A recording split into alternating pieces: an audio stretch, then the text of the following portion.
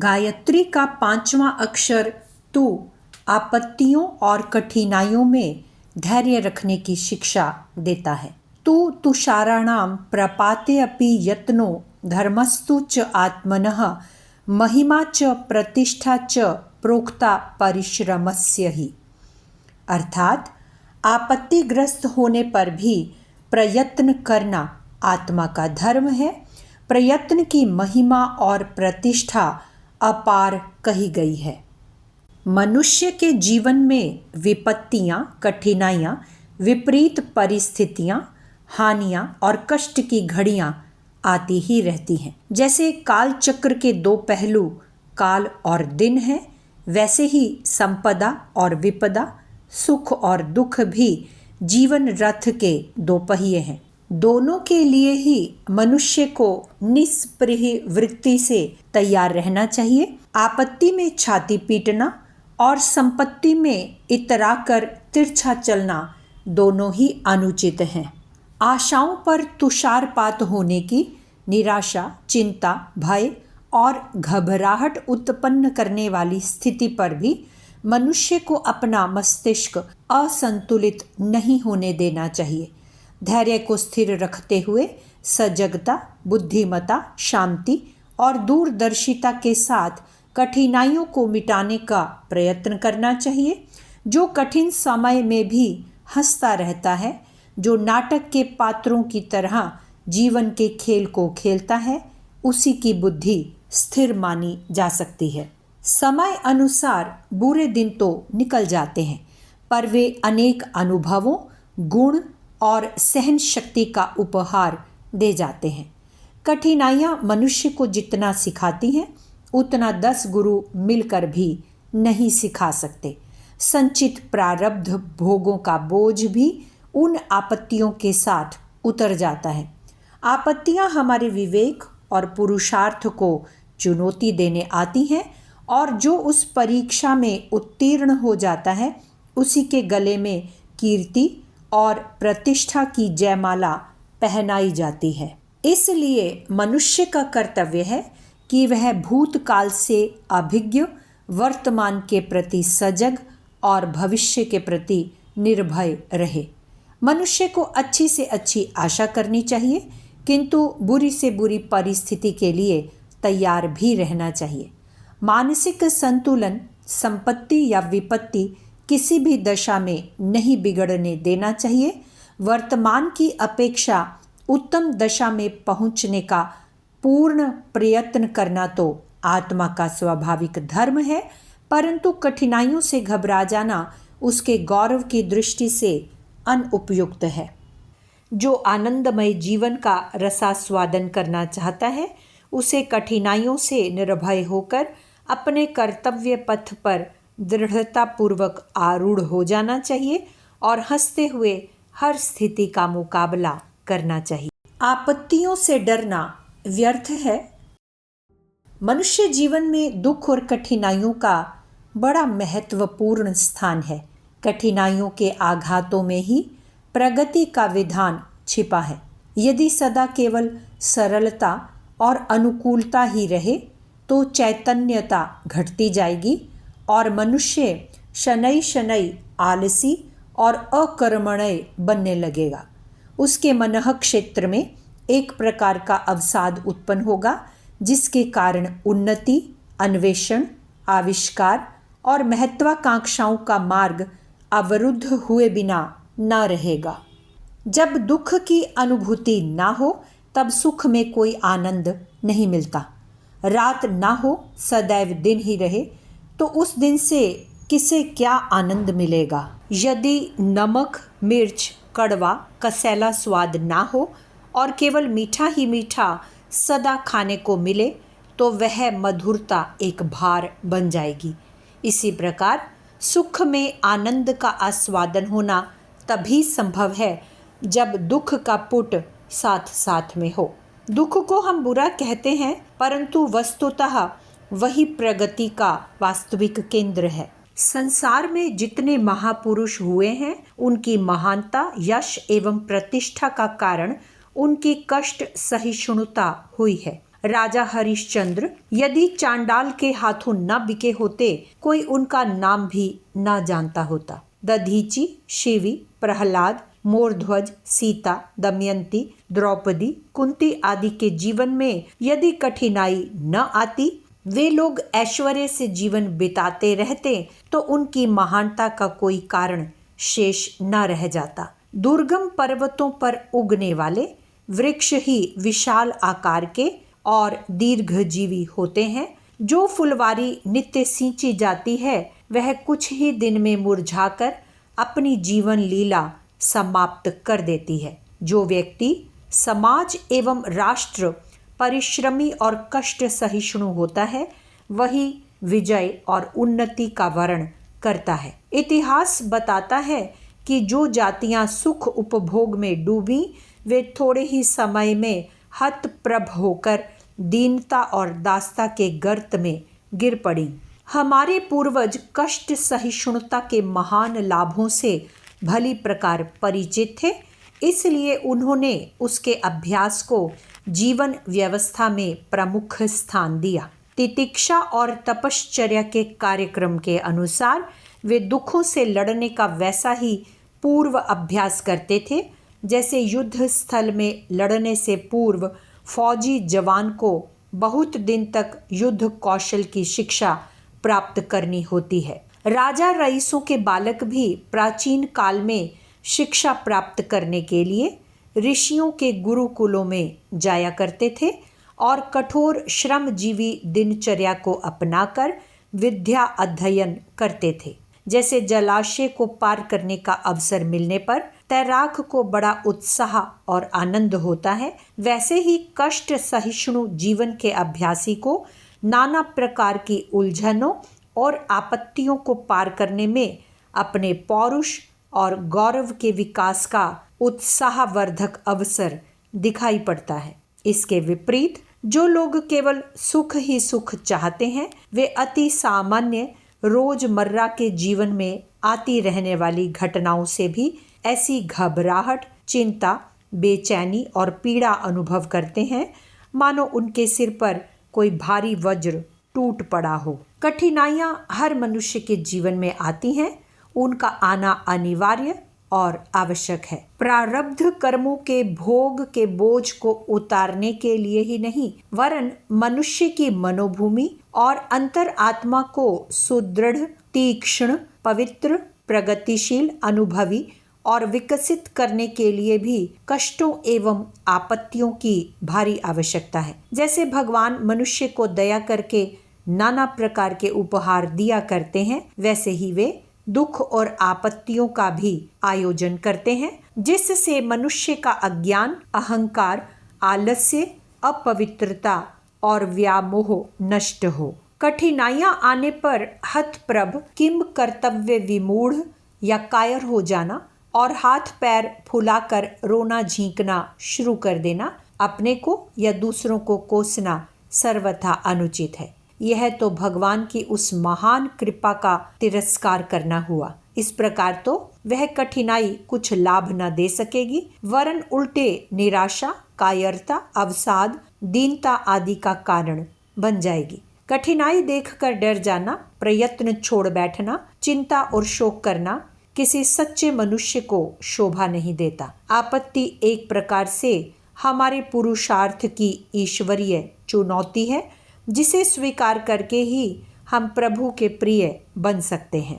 अखाड़े के उस्ताद पहलवान नौसिखिए पहलवानों को कुश्ती लड़ना सिखाते हैं, तो उन्हें पटक मार मार कर दाव पेच सिखाते हैं। नौसिखिए लोग पटक खाकर शोक संतप्त नहीं हो जाते, वरन अपनी भूल को समझकर फिर उस्ताद से लड़ते हैं और धीरे धीरे पूरे एवं पक्के पहलवान बन जाते हैं।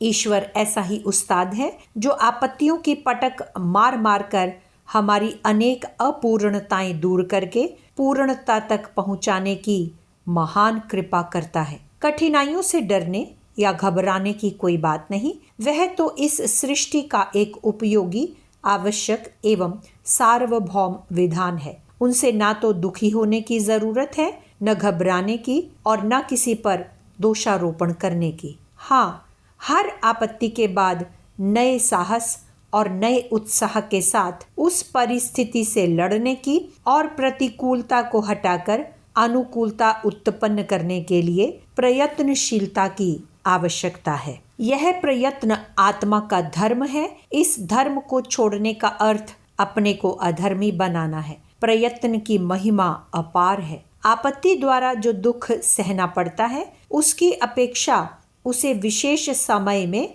विशेष रूप से प्रयत्न करने का जो स्वर्ण अवसर मिला, उसका महत्व अधिक है। प्रयत्नशीलता ही आत्म उन्नति का प्रधान साधन है, जिसे आपत्तियां तीव्र गति से बढ़ाती हैं। प्रयत्न, परिश्रम एवं कर्तव्य पालन से मनुष्य के गौरव एवं वैभव का विकास होता है। जो आनंदमय जीवन का रसास्वादन करना चाहता है, उसे कठिनाइयों से निर्भय होकर अपने कर्तव्य पथ पर दृढ़तापूर्वक आरूढ़ हो जाना चाहिए और हंसते हुए हर स्थिति का मुकाबला करना चाहिए।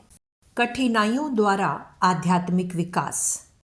मनुष्य का आध्यात्मिक विकास सदा कठिनाइयों से लड़ते रहने से होता है। जो व्यक्ति जितना ही कठिनाइयों से भागता है, वह उतना ही अपने आप को निकम्मा बनाता है, और जो उन्हें जितना ही आमंत्रित करता है, वह अपने आप को उतना ही योग्य बनाता है। मनुष्य जीवन की सफलता उसकी इच्छा शक्ति के बल पर निर्भर करती है। जो व्यक्ति जितना ही यह बल रखता है, वह जीवन में उतना ही सफल होता है। इच्छा शक्ति का बल बढ़ाने के लिए सदा कठिनाइयों से लड़ते रहना आवश्यक है। जिस व्यक्ति को कठिनाइयों से लड़ने का अभ्यास रहता है, वह नई कठिनाइयों के सामने आने से भयभीत नहीं होता। वह उनका जमकर सामना करता है। कायरता की मनोवृत्ति ही मनुष्य के लिए अधिक दुखों का कारण होती है। शूरवीर की मनोवृत्ति ही दुखों का अंत करती है। निर्बल मन का व्यक्ति सदा अभद्र कल्पनाएं अपने मन में लाता है। उसके मन में भली कल्पनाएं नहीं आती। वह अपने आप को चारों ओर से आपत्तियों से घिरा पाता है। अतएव अपने जीवन को सुखी बनाने का सर्वोत्तम उपाय कठिनाइयों से लड़ने के लिए सदा तत्पर रहना ही है। मन एव मनुष्याणाम कारणम बंध मोक्षयोः। मनुष्य की कठिनाइयाँ दो प्रकार की होती हैं, एक बाहरी और दूसरी आंतरिक अर्थात भीतरी। साधारण मनुष्य की दृष्टि बाहरी कठिनाइयों की ओर ही जाती है। बिरले ही मनुष्य की दृष्टि भीतरी कठिनाइयों को देखने की क्षमता रखती है। पर वास्तव में मनुष्य की सच्ची कठिनाइयाँ आंतरिक हैं। बाहरी कठिनाइयाँ आंतरिक कठिनाइयों का आरोपण मात्र हैं। किसी भी प्रकार की परिस्थिति मनुष्य को लाभ अथवा हानि पहुंचा सकती है। अनुकूल परिस्थिति बुराई का काम कर सकती है और प्रतिकूल भलाई का। जो परिस्थिति मनुष्य को भयभीत करती है, वही वास्तव में उसकी हानि करती है। यदि परिस्थिति कठिन हुई और उससे मनुष्य भयभीत न हुआ, तो वह परिस्थिति मनुष्य की हानि न कर उसका लाभ ही करती है। मनुष्य का मन आंतरिक चिंतन से बली होता है।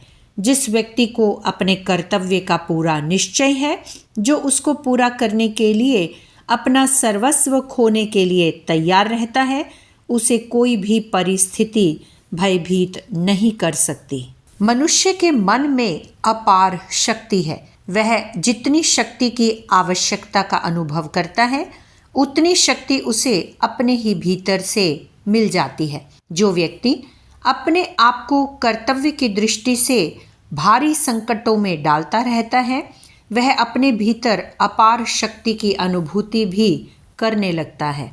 उसे अपने संकटों को पार करने के लिए असाधारण शक्ति भी मिल जाती है।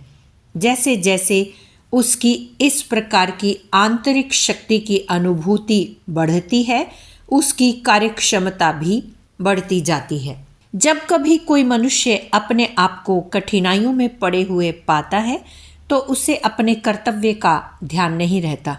कर्तव्य का ध्यान न रखने पर वह बाहरी कठिनाइयों से घिर जाता है। कठिनाई में पड़े हुए व्यक्ति के कर्तव्य संबंधी विचार उलझ जाते हैं। यदि किसी व्यक्ति की आंतरिक कठिनाइयां सुलझ जाएं, तो उसको बाहरी कठिनाइयां भी सरलता से सुलझानी आ जाती हैं। बाहरी और भीतरी कठिनाइयां एक दूसरे की सापेक्ष हैं। मनुष्य को अपने आप का ज्ञान बाहरी कठिनाइयों से लड़ने से होता है, और जैसे जैसे उसे अधिक ज्ञान होता है, वह बाहरी कठिनाइयों पर विजय प्राप्त करने में भी समर्थ होता है। प्रत्येक कठिनाई से भय की अनुभूति करने वाले व्यक्ति के मन में मानसिक अंतर्द्वंद्व की स्थिति बनी रहती है। इस अंतर्द्वंद्व के कारण मनुष्य की मानसिक शक्ति का एकीकरण नहीं होता। आपस में बंटवारा होने के कारण, व्यर्थ की लड़ाई हो जाने के कारण मनुष्य का मन निर्बल हो जाता है। ऐसी अवस्था में जब कोई बाहरी भारी कठिनाई उसके सामने आ जाती है, तो वह अपनी मानसिक शक्ति को बटोर नहीं पाता और उससे भय आक्रांत हो जाता है।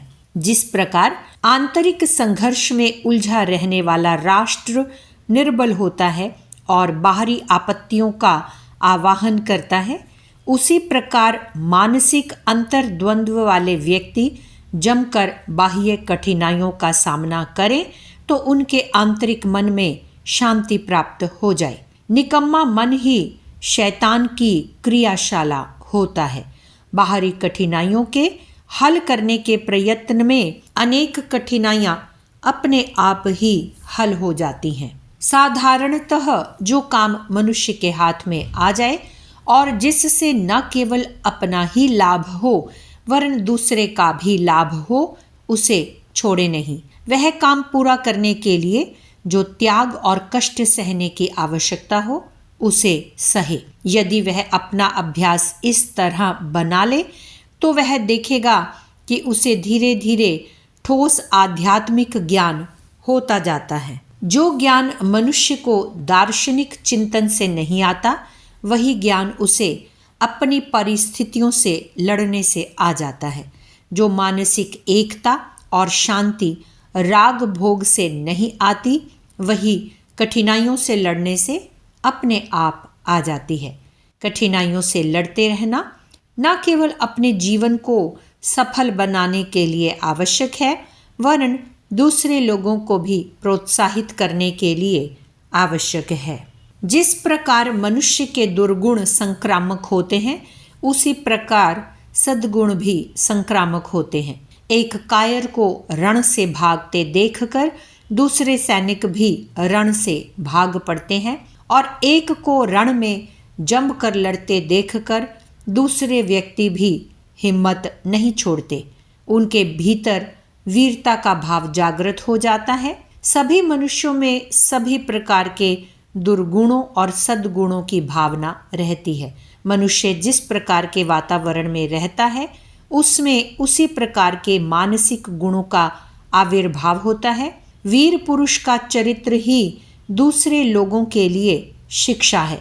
यही उसकी समाज को सबसे बड़ी देन है। कठिनाइयाँ हमारी उन्नति में सहायक होती हैं। साधारण लोग कठिनाइयों को दुर्भाग्य की बात समझते हैं।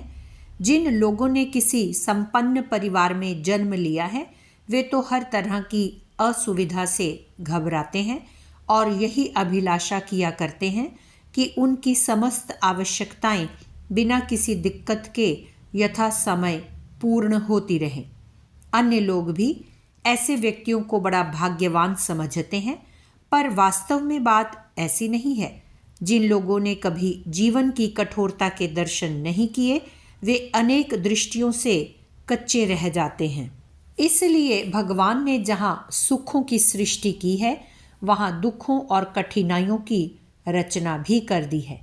इनका अनुभव हुए बिना मनुष्य अपूर्ण रह जाता है और उसका उचित विकास नहीं हो पाता। भगवान को दया सिंधु एवं करुणा सागर कहा जाता है। उनके वात्सल्य, दान और उपकार का कोई अंत नहीं।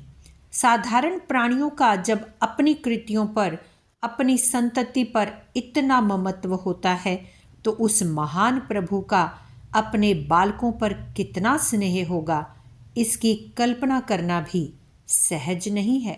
चित्रकार अपने चित्र को, माली अपने बाग को, मूर्तिकार अपनी मूर्ति को, किसान अपने खेत को, गडरिया अपनी भेड़ों को अच्छी, उन्नत, विकसित स्थिति में रखना चाहता है।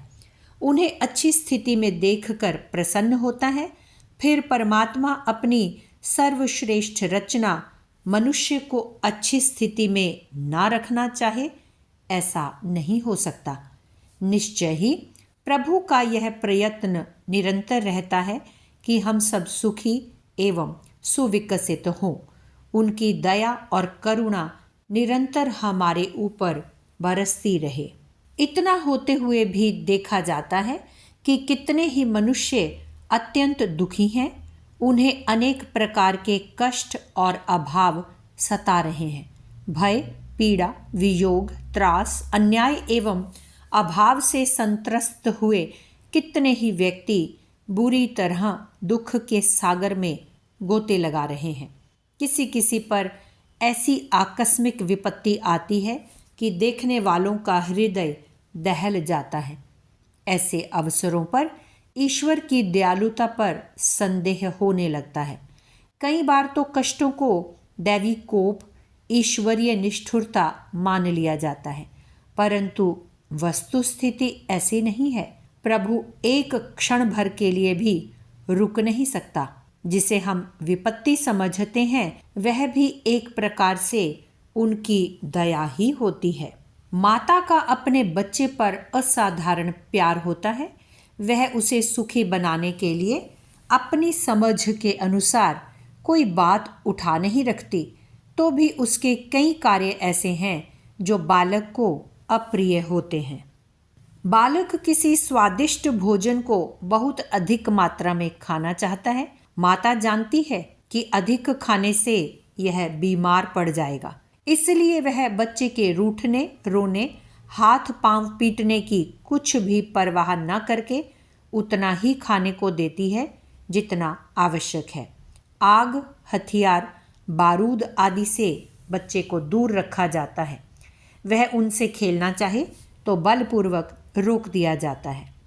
घर के पशुओं के साथ खेलना चाहे तो भी उसे रोका जाता है, ताकि उनके पैरों की चपेट में आकर कहीं वह कुचल ना जाए। बच्चा खिड़की, छज्जों में से बाहर की ओर झुक कर देखना चाहे तो उसकी स्वाधीनता को तुरंत रोक दिया जाता है। कोई अनुचित काम करने पर चपत भी लगाई जाती है और डराने के लिए कोठरी में भी बंद कर दिया जाता है। कई बार उसे मुर्गा बनाने, धूप में खड़ा होने, कान पकड़कर उठने बैठने, भूखा रहने आदि की सज़ा दी जाती है। बीमार होने पर माता उसे कड़वी दवा जबरदस्ती पिलाती है और उसके कष्ट की परवाह न करके आवश्यक होने पर इंजेक्शन या ऑपरेशन कराने के लिए भी छाती कड़ी करके तैयार हो जाती है। बालक समझता है कि माता बड़ी निष्ठुर है, मुझे अमुक वस्तु नहीं देती, अमुक प्रकार सताती है और अमुक कष्ट पड़ने पर भी मेरी सहायता नहीं करती। अल्प ज्ञान के कारण वह माता के प्रति अपने मन में दुर्भावना ला सकता है, उस पर निष्ठुरता का दोषारोपण कर सकता है, पर निश्चय ही उसकी मान्यता भ्रमपूर्ण होती है। यदि वह माता के हृदय को देख सकता तो उसे प्रतीत होता कि उसमें कितनी अपार करुणा भरी हुई है और कितना ऊंचा वात्सल्य उसमें हिलोरे ले रहा है। यदि इतना वात्सल्य उसमें ना होता तो उसके हित साधन के लिए बच्चे के कष्ट के समय होने वाले अपने दुख को वह किस प्रकार छाती कड़ी करके सहन करती। माता के दुलार के तरीके दो प्रकार के होते हैं। एक वे जिनसे बालक प्रसन्न होता है, जब उसे मिठाई, खिलौने, बढ़िया कपड़े आदि दिए जाते हैं और सैर कराने या तमाशे दिखाने ले जाया जाता है तो बालक प्रसन्न होता है और सोचता है कि मेरी माता कितनी अच्छी है। परंतु जब माता काजल लगाने के लिए हाथ पकड़कर जबरदस्ती करती है, जबरदस्ती नहलाती है, स्कूल जाने के लिए कमची फटकार कर विवश करती है तो बच्चा झल्लाता है और माता को कोसता है। बाल बुद्धि नहीं जानती कि कभी मधुर कभी कठोर व्यवहार उसके साथ क्यों किया जाता है। वह माता के वात्सल्य पर शंका करता है। जो वस्तु स्थिति को जानते हैं उन्हें पता है कि माता बच्चे के प्रति केवल उपकार का व्यवहार ही कर सकती है। मधुर और कठोर दोनों ही व्यवहारों में वात्सल्य भरा है। प्रभु की कृपा भी दो प्रकार की होती है, एक सुख और दूसरी दुख। दोनों में ही हमारा हित और उसका स्नेह भरा है। अल्पज्ञता उस वस्तु स्थिति से हमें परिचित नहीं होने देती, पर भगवान की कृपा जब होती है, सद्बुद्धि का हृदय में प्रकाश हो जाता है, तो कष्ट नाम की दुख देने वाली कोई वस्तु शेष नहीं रह जाती। कठोर एवं प्रतिकूल परिस्थितियां एक भिन्न प्रकार का दैवी उपहार प्रतीत होती हैं और उनसे डरने या दुखी होने का कोई कारण प्रतीत नहीं होता। सुख से मनुष्य को कई लाभ हैं। चित्त प्रसन्न रहता है, इंद्रियां तृप्त होती हैं, मन में उत्साह रहता है, उन्नति करने में सुविधा रहती है, मित्र बढ़ जाते हैं, साहस बढ़ता है, मान बढ़ाई के अवसर मिलते हैं। इस प्रकार के और भी लाभ सुख में होते हैं, परंतु दुख के लाभ भी कम नहीं हैं। दुख से मनुष्य की सोई हुई प्रतिभा का विकास होता है। कष्ट से त्राण पाने के लिए मन के सारे कलपुर्जे बड़ी तत्परता से क्रियाशील होते हैं। शरीर भी आलस्य छोड़कर कर्मनिष्ठ हो जाता है। घोड़े को अच्छी चाल सिखाने वाले सईस उसके पुट्ठे पर हंटर फटकारते हैं, जिससे घोड़ा उत्तेजित होकर जल्दी जल्दी कदम बढ़ाता है। इसी समय लगाम के इशारे से उसे बढ़िया चाल चलाने का अभ्यास कराया जाता है। दुख एक प्रकार का हंटर है जो हमारी शिथिल हुई शारीरिक और मानसिक शक्तियों को भड़काकर क्रियाशील बनाता है और साथ ही धर्माचरण की शिक्षा देकर सही चाल चलना सिखाता है।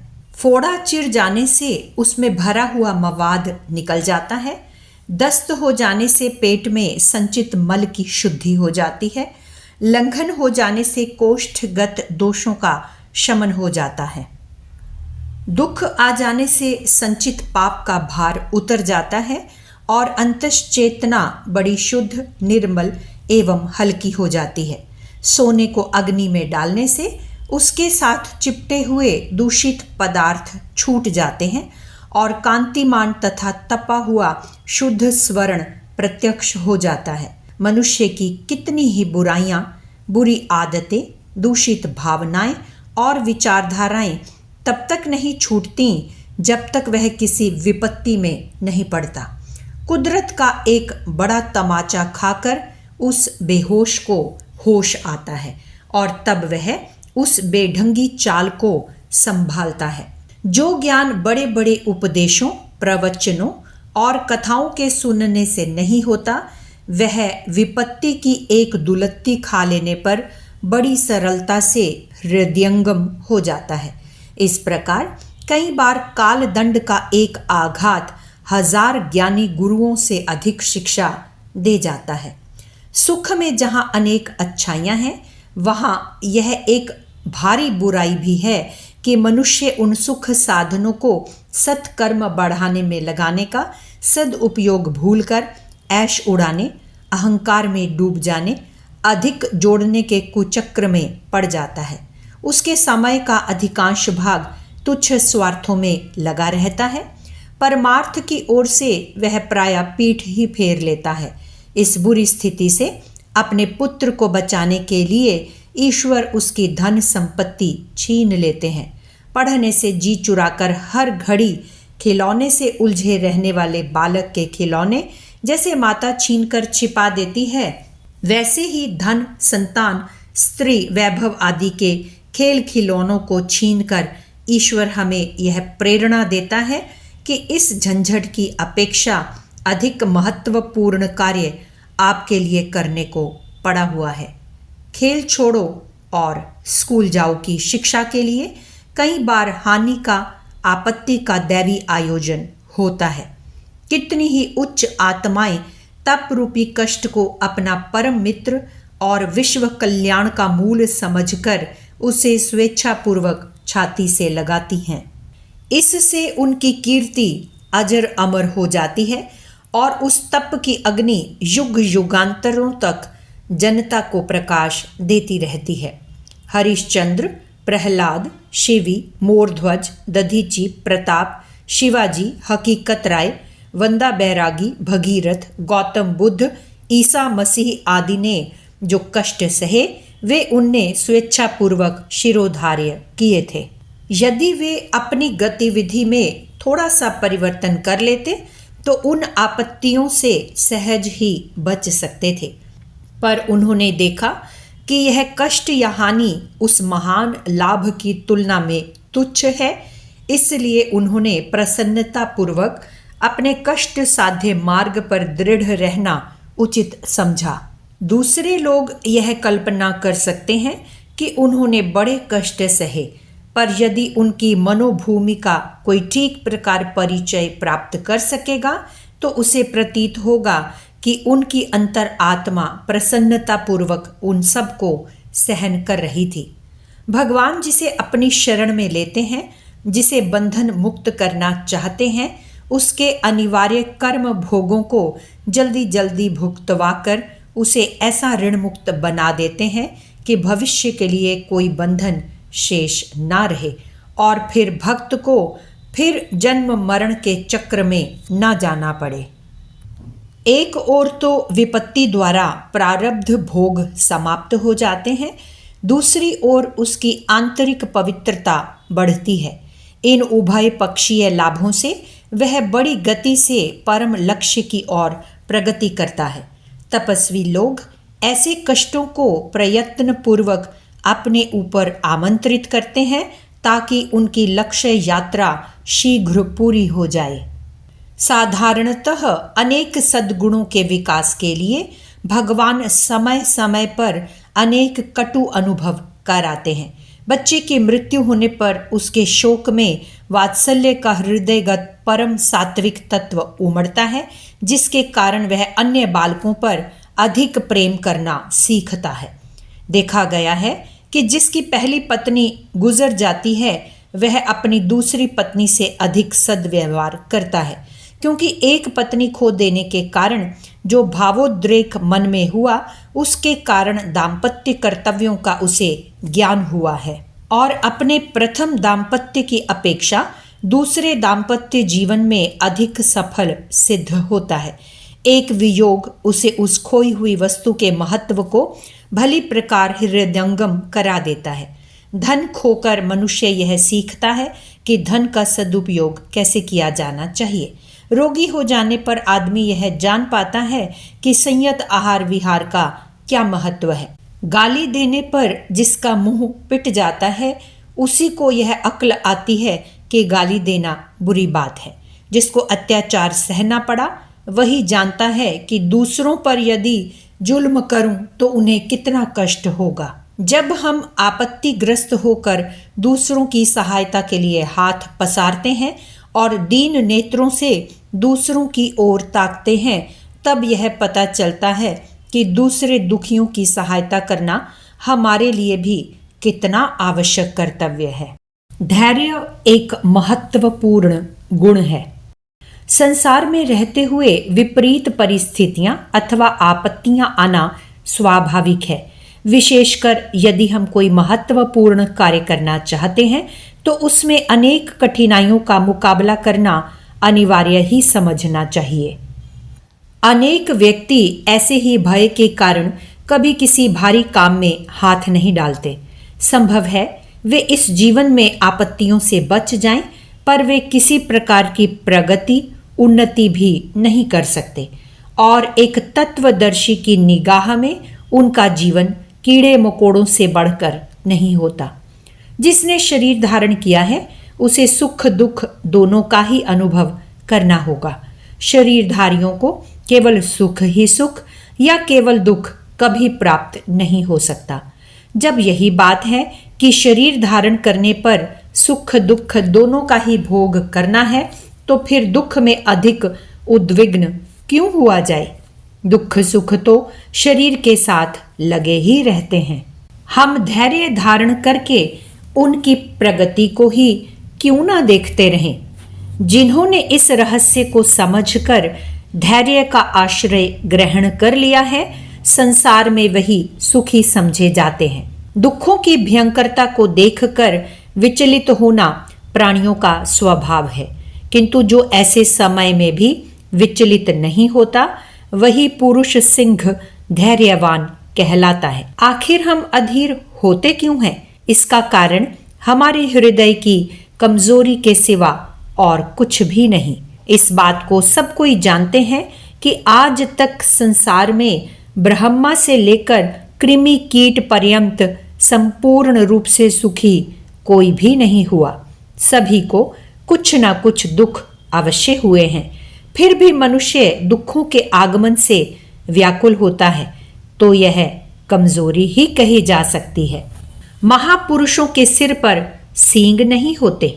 वे भी हमारी तरह 2 हाथ और 2 पैर वाले 3.5 हाथ के मनुष्य आकार जीव होते हैं, किंतु उनमें यही विशेषता होती है कि दुखों के आने पर वे हमारी तरह अधीर नहीं हो जाते। उन्हें प्रारब्ध कर्मों का भोग समझकर वे प्रसन्नतापूर्वक सहन करते हैं। पांडव दुखों से कातर होकर अपने भाइयों के दास बन गए होते, मोरध्वज पुत्र शोक से दुखी होकर मर गए होते, हरिश्चंद्र राज्य लोभ से अपने वचनों से फिर गए होते, श्री रामचंद्र वन के दुखों की भयंकरता से घबराकर अयोध्यापुरी में रह गए होते, शिवी राजा ने यदि शरीर के कटने के दुखों से कातर होकर कबूतर को बाज के लिए दे दिया होता, तो इनका नाम अब तक कौन जानता।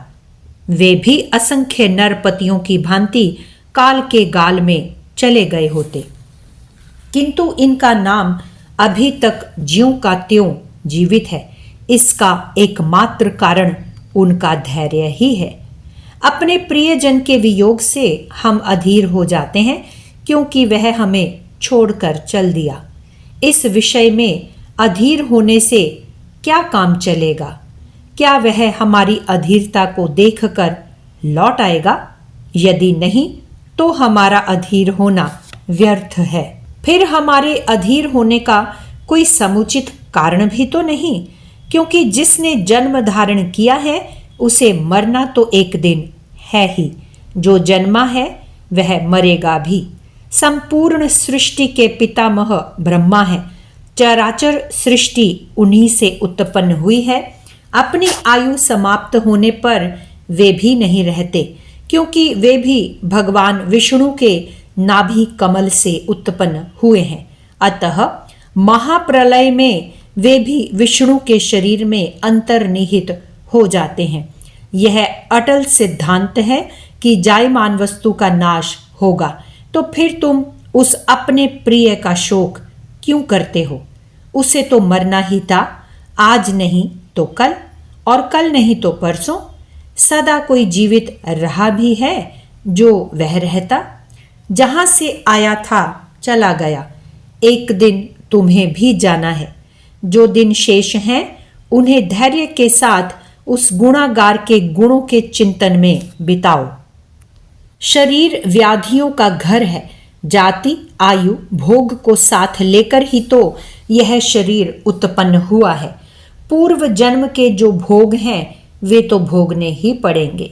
दान पुण्य जप तप और औषधि उपचार करो अवश्य, किंतु उनसे आराम ना होने पर अधीर मत हो जाओ, क्योंकि भोग की समाप्ति में ही दान पुण्य और औषधि कारण बन जाते हैं। बिना कारण के कार्य नहीं होता। तुम्हें क्या पता कि तुम्हारी व्याधि के नाश में क्या कारण बनेगा। इसलिए आर्य पुरुषों ने शास्त्र में जो उपाय बताए हैं उन्हें करो, साथ ही धैर्य भी धारण किए रहो। धैर्य से तुम व्याधियों के चक्कर से सुखपूर्वक छूट सकोगे। जीवन की आवश्यक वस्तुएं जब प्राप्त नहीं होती हैं तो हम अधीर हो जाते हैं। हाँ, घर में कल को खाने के लिए मुट्ठी भर अन्न नहीं है। स्त्री की साड़ी बिल्कुल चीथड़ा बन गई है। बच्चा भयंकर बीमारी में पड़ा हुआ है। उसकी दवा का कुछ भी प्रबंध नहीं। क्या करूं? कहाँ जाऊं? इन्हीं विचारों में विकल हुए हम रात रात भर रोया करते हैं और हमारी आंखें सूज जाती हैं। ऐसा करने से ना तो अन्न ही आ जाता है और ना स्त्री की साड़ी ही नई हो जाती है।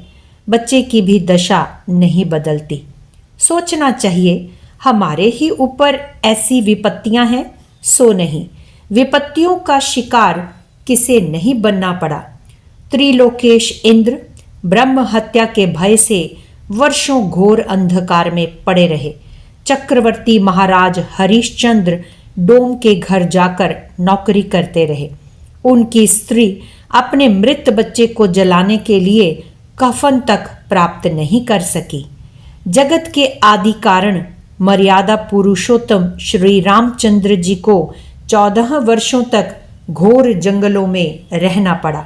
वे अपने पिता चक्रवर्ती महाराज दशरथ को पाव भर आटे के पिंड भी ना दे सके।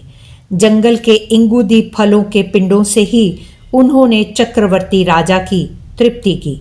शरीरधारी कोई भी ऐसा नहीं जिसने विपत्तियों के कड़वे फलों का स्वाद न चखा हो। सभी उन अवश्य प्राप्त होने वाले कर्मों के स्वाद से परिचित हैं। फिर हम अधीर क्यों हों? हमारे अधीर होने से हमारे आश्रित भी दुखी होंगे। इसलिए हम धैर्य धारण करके क्यों ना उन्हें भी समझावें। जो होना है होगा। बस विवेकी और अविवेकी में यही अंतर है। जरा, मृत्यु और व्याधियां दोनों को ही होती हैं, किंतु विवेकी उन्हें अवश्यम भावी समझकर धैर्य के साथ सहन करता है और अज्ञानी विकल होकर विपत्तियों को और बढ़ा लेता है। महात्मा कबीर ने इस विषय पर क्या ही उपयुक्त बात कही है। ज्ञानी काटे ज्ञान से, अज्ञानी काटे रोए, मौत बुढ़ापा आपदा सब काहू को होए। जो धैर्य का आश्रय नहीं लेते वे दीन हो जाते हैं, पर मुखापेक्षी बन जाते हैं। इससे वे और भी दुखी होते हैं। संसार में पर मुखापेक्षी बनना, दूसरे के सामने जाकर गिड़गिड़ाना, दूसरे से किसी प्रकार की आशा करना, इससे बढ़कर दूसरा कष्ट और कोई नहीं। इसलिए विपत्ति आने पर धैर्य धारण किए रहिए और विपत्ति के कारणों को दूर करने एवं सुविधा प्राप्त करने के प्रयत्न में लग जाइए। जितनी शक्ति अधीर होकर दुखी होने में खर्च होती है, उससे आधी शक्ति भी यदि प्रयत्न में लगा दी जाए तो हमारी अधिकांश कठिनाइयों के निवारण का हल निकल सकता है। प्रत्येक परिस्थिति में आगे बढ़िए। मनुष्य जीवन उन्नति करने के लिए है। कहने के लिए संसार में शेर, हाथी, सर्प आदि मनुष्य से कहीं अधिक शक्तिशाली प्राणी मौजूद हैं, पर अन्य किसी प्राणी में वह विवेक शक्ति नहीं पाई जाती जिससे भलाई बुराई, लाभ हानि का निर्णय करके उन्नति के मार्ग पर अग्रसर हुआ जा सके। संसार के अन्य समस्त प्राणी प्रकृति द्वारा निर्मित एक छोटे से दायरे में ही जीवन यापन करते हैं। यह विशेषता केवल मनुष्य को ही प्राप्त है कि वह इच्छा अनुसार नए नए मार्ग खोजकर अगम्य स्थलों पर जा पहुंचता है और महत्वपूर्ण कार्यों को संपादित करता है। जो लोग ऐसी श्रेष्ठ मनुष्य योनि को पाकर भी उन्नति के मार्ग पर आगे नहीं बढ़ते, वे वास्तव में बड़े अभागे हैं। अगर मुझे अमुक सुविधाएं मिलती तो मैं ऐसा करता। इस प्रकार की बातें करने वाले एक झूठी आत्म प्रवंचना किया करते हैं। अपनी नालायकी को भाग्य के ऊपर, ईश्वर के ऊपर थोपकर खुद निर्दोष बनना चाहते हैं। यह एक असंभव मांग है कि यदि मुझे अमुक परिस्थिति मिलती तो ऐसा करता। जैसी परिस्थिति की कल्पना की जा रही है, यदि वैसी मिल जाए तो वे भी अपूर्ण मालूम पड़ेंगी और उससे अच्छी स्थिति का अभाव प्रतीत होगा। जिन लोगों को धन, विद्या, मित्र, पद आदि पर्याप्त मात्रा में मिले हुए हैं, देखते हैं कि उनमें से भी अनेकों का जीवन बहुत अस्त व्यस्त और असंतोषजनक स्थिति में पड़ा है। धन आदि का होना उनके आनंद की वृद्धि नहीं कर सका, वरन जी का जंजाल बन गया। जो सर्प विद्या नहीं जानता, उसके पास बहुत सांप होना भी खतरनाक है।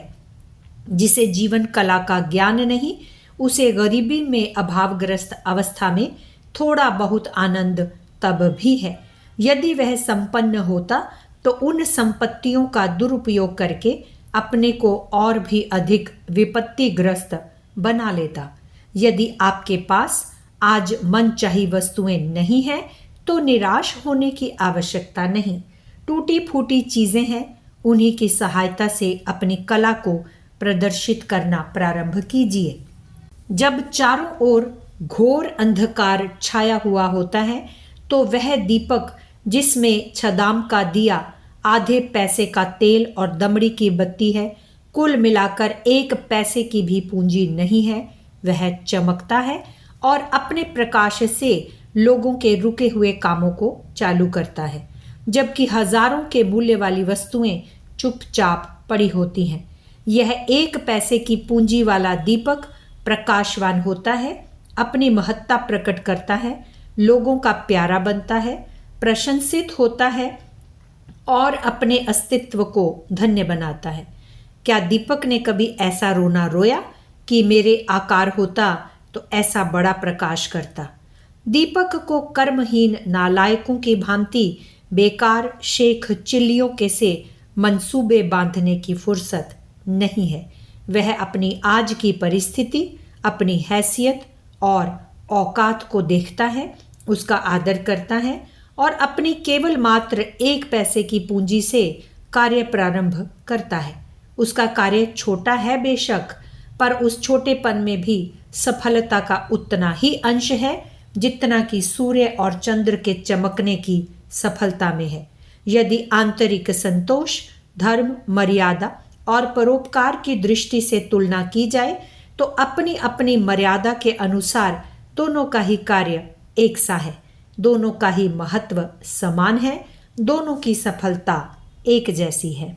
सच बात तो यह है कि अभावग्रस्त और कठिनाइयों में पले हुए साधनहीन व्यक्ति ही संसार के नेता, महात्मा, महापुरुष, सफल जीवन मुक्ति पथगामी हुए हैं। कारण कि विपरीत परिस्थितियों से टकराने पर मनुष्य की अंतः प्रतिभा जागृत होती है, सुप्त शक्तियों का विकास होता है। पत्थर पर रगड़ खाने वाला चाकू तेज होता है और वह अपने काम में अधिक कारगर साबित होता है। उसका स्वभाव, अनुभव और दिमाग मंझकर साफ हो जाता है, जिससे आगे बढ़ने में उसे बहुत सफलता मिलती है। इसके विपरीत जो लोग अमीर और साधन संपन्न घरों में पैदा होते हैं, उन्हें जीवन की आवश्यक सामग्रियां प्राप्त करने के लिए संघर्ष नहीं करना पड़ता।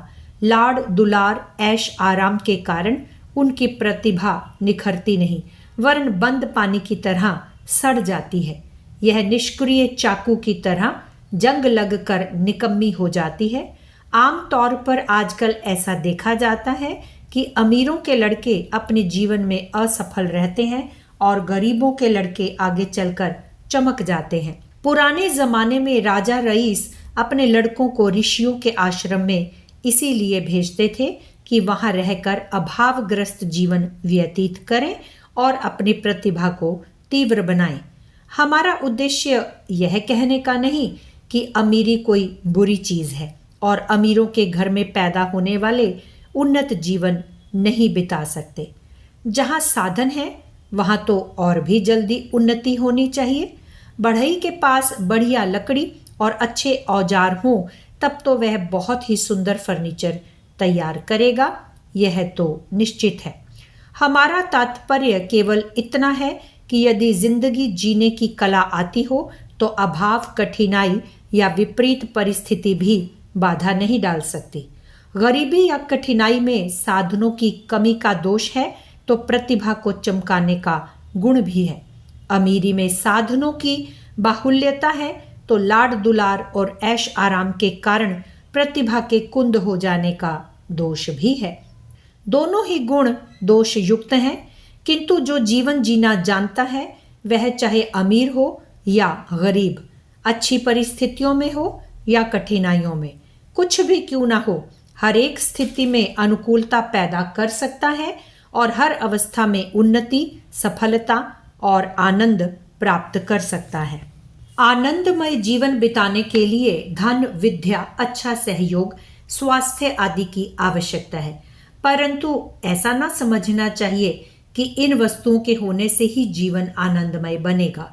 एक अच्छी पुस्तक लिखने के लिए कागज, दवात, कलम की आवश्यकता है, परंतु इन तीनों के इकट्ठे हो जाने से ही पुस्तक तैयार नहीं हो सकती। बुद्धिमान लेखक ही उत्तम पुस्तक के निर्माण में प्रमुख है। दवात, कलम, कागज तो एक गौण और छोटी वस्तु है।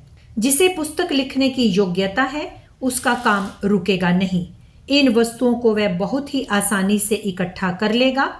आज तक एक भी घटना किसी ने ऐसी ना सुनी होगी कि अमुक लेखक इसलिए रचनाएं न कर सका कि उसके दवात में स्याही न थी। अगर कोई लेखक यूं कहें, क्या करूं साहब, मेरे पास कलम ही ना थी, यदि कलम होती तो बहुत बढ़िया ग्रंथ लिख देता, तो उसकी इस बात पर कोई विश्वास न करेगा। भला कलम भी कोई ऐसी दुष्प्राप्य वस्तु है जिसे लेखक प्राप्त ना कर सके। एक कहावत है, नाच ना जाने आंगन टेढ़ा। जिसे नाचना नहीं आता वह अपनी अयोग्यता को यह कहकर छिपाता है कि क्या करूं, आंगन टेढ़ा है। टेढ़ा ही सही, जिसे नाचना आता है उसके लिए टेढ़ेपन के कारण कुछ विशेष अड़चन पड़ने की कोई बात नहीं है। इसी प्रकार जो जीवन की विद्या जानता है उसे साधनों का अभाव और विपरीत परिस्थितियों की शिकायत करने की कोई बात नहीं है। साधनों की आवश्यकता है बेशक, परंतु इतनी नहीं कि उनके बिना प्रगति ही ना हो सके। चतुर पुरुष विपरीत में अनुकूलता पैदा कर लेते हैं, विष को अमृत बना लेते हैं। संखिया, कुचला, धतूरा, पारा, गुगुल, हड़ताल आदि प्राणघातक विषों से लोग रोगनाशक, आयुवर्धक रसायनें बनाते हैं। बाल में से चांदी, कोयले में से हीरा निकालते हैं। सर्पों की विष थैली में से मणि प्राप्त करते हैं। धरती की शुष्क और कठोर तह को खोदकर शीतल जल निकालते हैं। गरजते समुद्र के पेट में घुसकर मोती लाते हैं। दृष्टि पसार कर देखिए, आपको चारों ओर ऐसे कलाकार बिखरे हुए दिखाई पड़ेंगे जो तुच्छ चीजों की सहायता से बड़े महत्वपूर्ण कार्य कर लेते हैं। ऐसे वीर पुरुषों की कमी नहीं जो वज्र जैसी निष्ठुर परिस्थिति में प्रवेश करके विजय लक्ष्मी का वर्ण करते हैं। यदि आपकी इच्छा शक्ति जरा वजनदार हो तो आप भी इन्हीं कलाकारों और वीर पुरुषों की श्रेणी में सम्मिलित होकर अपनी आज की सारी शिकायतें, चिंताएं, विवशताएं आसानी के साथ संतोष, आशा और समर्थता में बदल सकते हैं। आपत्तियों से चिंतित न हो। अनेक व्यक्ति आपत्तियों से इतने भयभीत रहते हैं कि वे तरह तरह की सच्ची और झूठी आपत्तियों की कल्पना करके अपने जीवन को चिंताग्रस्त बना लेते हैं। यदि विचार पूर्वक देखा जाए तो भूतकाल की गुजरी हुई घटनाओं और भविष्यकाल की भली बुरी संभावनाओं के लिए व्याकुल होना निरर्थक है, पर ये व्यक्ति प्रायः वर्तमान का ख्याल छोड़कर पुरानी घटनाओं का रोना रोया करते हैं अथवा भविष्य काल में आने वाली संभावित कठिनाइयों की कल्पना करके डरते रहते हैं। ये दोनों ही प्रवृत्तियां बुद्धिहीनता और डरपोकपन की परिचायक हैं।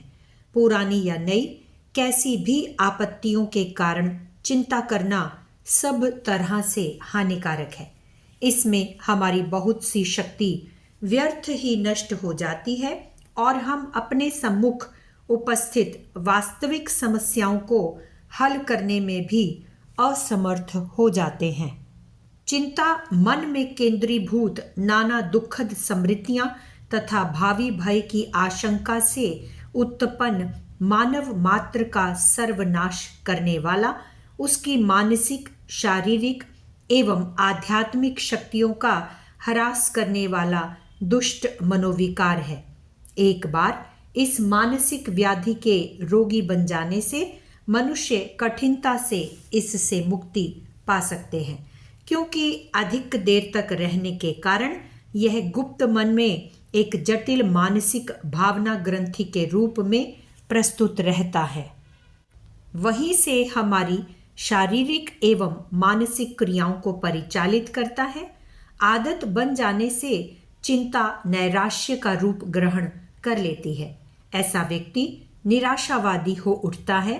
उसका संपूर्ण जीवन नीरस, निरुत्साह और असफलताओं से परिपूर्ण हो उठता है। चिंता का प्रभाव संक्रामक रोग की भांति विषैला है। जब हम चिंतित व्यक्ति के संपर्क में रहते हैं तो हम भी निराशा के तत्व खींचते हैं और अपना जीवन निरुत्साह से परिपूर्ण कर लेते हैं।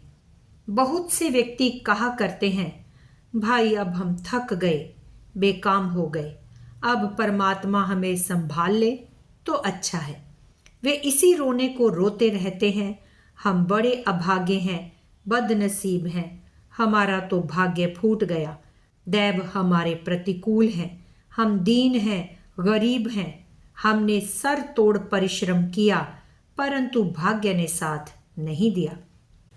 ऐसी चिंता करने वाले व्यक्ति यह नहीं जानते कि इस तरह का रोना रोने से हम अपने हाथ से अपने भाग्य को फोड़ते हैं, उन्नति रूपी कौमुदी को काले बादलों से ढक लेते हैं।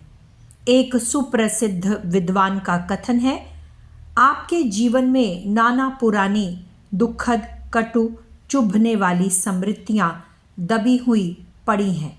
उनमें नाना प्रकार की बेवकूफ़ियां, अशिष्टताएं, मूर्खता से युक्त कार्य भरे पड़े हैं। अपने मन मंदिर के किवाड़ उनके लिए बंद कर दीजिए। उनकी दुख भरी पीड़ा, वेदना, हाहाकार की काली परछाई वर्तमान जीवन पर मत आने दीजिए। इस मन के कमरे में इन मृतकों को, भूतकाल के मुर्दों को दफना दीजिए। इसी प्रकार मन का वह कमरा बंद कर दीजिए जिसमें भविष्य के लिए मिथ्या भय, शंकाएं, निराशापूर्ण कल्पनाएं एकत्रित हैं। इस अजन्मे भविष्य को भी मन की कोठरी में दृढ़ता से बंद कर दीजिए। मरे हुए अतीत को अपने मुर्दे दफनाने दीजिए। आज तो आज की परवाह कीजिए। आज यह मदमाता उल्लासपूर्ण आज आपकी अमूल्य निधि है। यह आपके पास है, आपका साथी है। आज की प्रतिष्ठा कीजिए, उससे खूब खेलिए, कूदिए और मस्त रहिए और उसे अधिक से अधिक उल्लासपूर्ण बनाइए। आज जीवित चीज़ है। आज में वह शक्ति है जो दुखद कल को भुलाकर भविष्य के मिथ्या भयों को नष्ट कर सकता है। इस कथन का तात्पर्य यह नहीं है कि भविष्य के लिए कुछ सोचें ही नहीं, कदापि नहीं। इसका तात्पर्य यही है कि आगे आने वाले कल के लिए व्यर्थ ही चिंता करने से काम न चलेगा, वरन अपनी समस्त बुद्धि, कौशल, युक्ति और उत्साह से आज का कार्य सर्वोत्कृष्ट रूप में संपन्न करने से चलेगा। यदि हम आज का कार्य कर्तव्य समझकर संपूर्ण एकाग्रता और लगन से पूर्ण करते हैं तो हमें कल की चिंता करने की आवश्यकता नहीं। इसी प्रकार आप उज्जवल भविष्य का निर्माण कर सकते हैं। ईसाइयों में प्रार्थना का एक अंश इस प्रकार है, हे प्रभु, हमें आज का भोजन दीजिए, हमें आज समृद्ध कीजिए। स्मरण रखिए, प्रार्थना का तात्पर्य है कि आज हमें भोजन, आनंद, समृद्धि प्राप्त हो। इसमें ना तो बीते हुए कल के लिए शिकायत है और ना आने वाले कल के लिए याचना का भय। यह प्रार्थना हमें आज का महत्व स्पष्ट करती है। यदि हम आज को आदर्श रूप में अधिकतम आनंद से व्यतीत कर लें तो हमारा भावी जीवन स्वयमेव समुन्नत हो सकेगा। सैकड़ों वर्ष पूर्व एक निर्धन दर्शनवेता ऐसे पर्वतीय प्रदेश में घूम रहा था जहां लोग कठिनता से जीविकोपार्जन कर पाते थे। एक दिन उसने उन्हें एकत्रित किया और एक लघु भाषण में कहा, कल की चिंताओं में निमग्न आत्माओं, कल के भय, चिंताओं और अंधकार में क्यों इस सुनहरे वर्तमान को नष्ट कर रहे हो? कल स्वयं अपनी चिंता करेगा। यदि तुम आज को अधिकाधिक आनंद, संतोष और आदर्श रूप में व्यतीत कर सको तो उत्तम है। परमेश्वर स्वयं तुम्हारे भविष्य को समुन्नत करने में प्रयत्नशील है। महापुरुष ईसा ने कहा है, कल की चिंता मत करो, पर इसका वास्तविक मर्म बहुत कम लोग समझते हैं। आप कहेंगे, कल की चिंता कैसे ना करें? हमारा परिवार है, हमारे बच्चों की शिक्षा, वस्त्र, भोजन, मकान की विषम समस्याएं हैं। कल हमें उनके विवाह करने हैं। क्या रुपया एकत्रित किए बिना काम चलेगा? हमें बीमा पॉलिसी में रुपया जोड़ना चाहिए। हमारी आज नौकरी लगी है, कल छूट भी सकती है। आज हम स्वस्थ हैं, कल बीमार पड़ गए तो कैसे काम चलेगा? वृद्धावस्था में हमारा क्या होगा? इस प्रकार की बातें ठीक हैं। एक विचारशील मस्तिष्क में ये विचार आने चाहिए। हमारा सुझाव है कि आप कल के लिए अपने आप को शक्तिशाली बनाने के लिए, योग्यतर, स्वस्थ, आर्थिक दृष्टि से संपन्न होने के लिए नई योजनाओं को कार्यान्वित करें। भावी जीवन के लिए जितना संभव हो सके तैयारी करें। परिश्रम, उद्योग, मिलनसारी द्वारा समाज में अपना स्थान बनाएं, पर चिंता न करें। योजना बनाकर दूरदर्शिता पूर्ण कार्य करना एक बात है, चिंता करना दूसरी बात है। चिंता से क्या हाथ आएगा? जो रही सही शक्ति और मानसिक संतुलन है वह भी नष्ट हो जाएगा। चिंता तो आपको उत्साह, शक्ति और प्रसन्नता से पंगु कर देगी। जिस कठिनाई या प्रतिरोध को आप अपनी व्यक्तिगत शक्तियों से बखूबी जीत सकते थे, वह पर्वत सदृश कठिन प्रतीत होगी। चिंता आपके सामने एक ऐसा अंधकार लाएगी कि आपको उस महान शक्ति केंद्र का ज्ञान न रह जाएगा जो आदिकर्ता परमेश्वर ने आपके अंग प्रत्यंग में छिपा रखा है।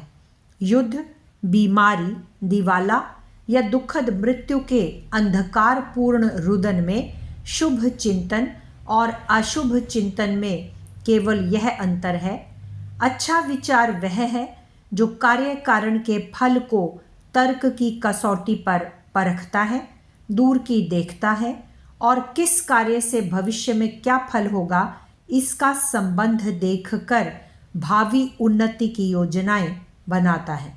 सृजनात्मक विचार भावी निर्माण में पुरानी गलतियों की सजा के अनुभवों और संसार की कठोरताओं को देखभाल कर अपनी उन्नति के लिए योजना प्रदान करता है। अच्छे चिंतन में संग्रहित सांसारिक अनुभवों के बल पर उत्साह और आशा का शुभ्र आलोक है, कार्यनिष्ठा और साहस का बल है, शक्ति और कुशलता का पावन योग है, कार्य से भाग कर नहीं वरन गुत्थियों को सुलझाकर अपूर्व सहन शक्ति का परिचय देने का विधान है।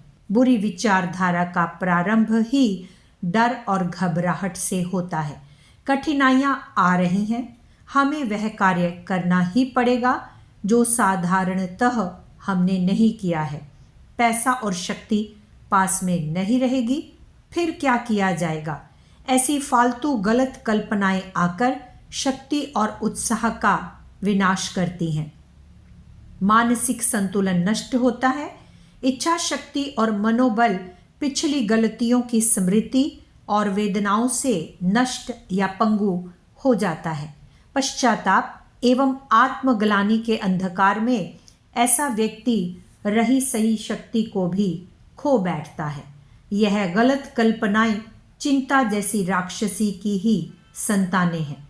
आजकल पागल खानों तथा शफा खानों में मानसिक रोगों के जितने बीमार आते हैं, उनमें से अधिकांश ऐसे हैं जो चिंता भार के कारण मन को संतुलित नहीं रख सके। उनके मस्तिष्क में बीते हुए जीवन का हृदय दावक हाहाकार कल्पना मौन रुदन है।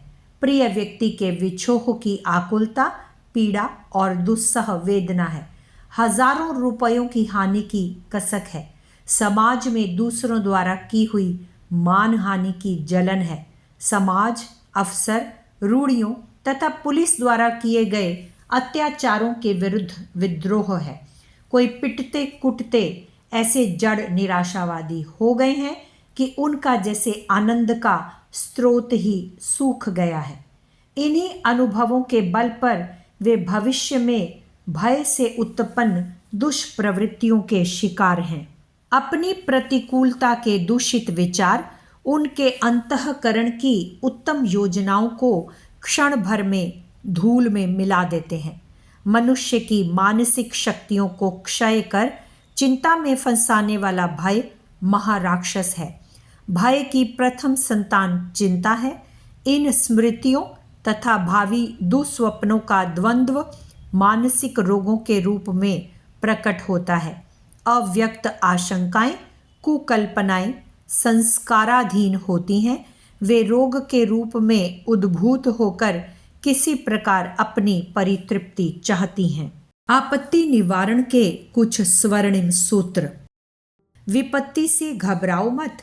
विपत्ति कड़वी जरूर होती है, पर याद रखो, चिरायता और नीम जैसी कड़वी चीजों से ही ताप का नाश होकर शरीर निर्मल होता है। विपत्ति में कभी भी निराश मत होवो। याद रखो, अन्न उपजाकर संसार को सुखी कर देने वाली जल की बूंदें काली घटा से ही बरसती हैं।